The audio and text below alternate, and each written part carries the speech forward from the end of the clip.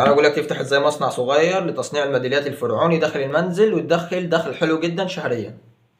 بس يا جماعه طبعا تصنيع الميداليه 1 كيلو بوليستر على كيلو سيبيداك. هتبقى ايه الخلطه بتاعتك خفيفه كده، وهتحط عليهم ايه غطا كوبالت، يعني كيلو بوليستر على كيلو سيبيداك، وتقلبهم تقليبه زينه، وبعد كده تحط ايه كوبالت بتاعك وتاخد بالحاجه البسيطه. طبعا انا هوريك تصنع ازاي الميداليه بفكره بسيطه جدا. كل اللي هنعملوه هناخد ايه حاجات بسيطه يعني. طبعا هندوها حاجه بسيطه جدا من المصادر، اديها يعني ايه حاجه بسيطه جدا عشان ما تشمعش منك لو انت لسه المبتدئ. بس وتديها تقليبه من اي رايش. طبعا موجوده الاسطمبات اللي انت عايزها، اي شكل انت عايزه بتصميم اي شكل، ابعت لي صورته بس على الواتساب، ورقم التليفون بتاعي طبعا ايه اللي ظاهر عندك ده.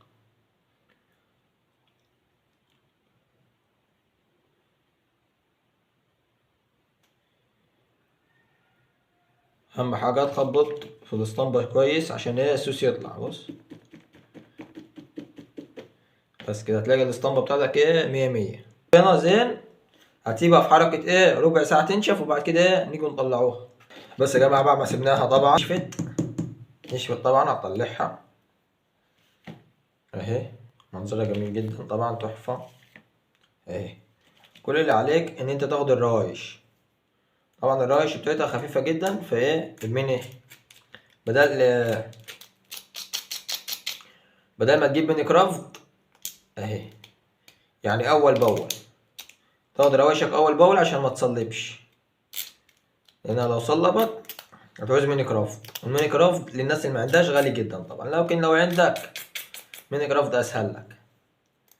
بس ولو بصنفرة برضه هيبقى حلو. طبعا ما فيهاش روايش، حاجه حلوه جدا. هوريك ازاي تشطبها بحاجه حلوه جدا طبعا فنيه. طبعا في انواع بوليستر بتلزق معاك فما تشتغلش بيها لانها وحشه في الميداليات، وحشه في اي ايه شغل التحف بالكامل. طبعا البوليستر اللي انا شغال بيه حلو جدا، ما بيلزقش، ما فيهوش اي نوع من التلزيق. موجود منه صفايح، موجود منه كيلو، موجود منه براميل، اللي انت عايزه موجود منه. طبعا اهي موجود الاسطمبات السيليكون، موجود اي حاجه عايز تسالني رقمي هتلاقيه عندك.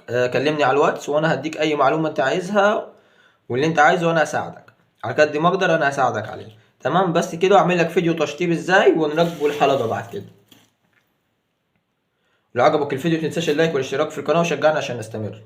والميداليات اهي.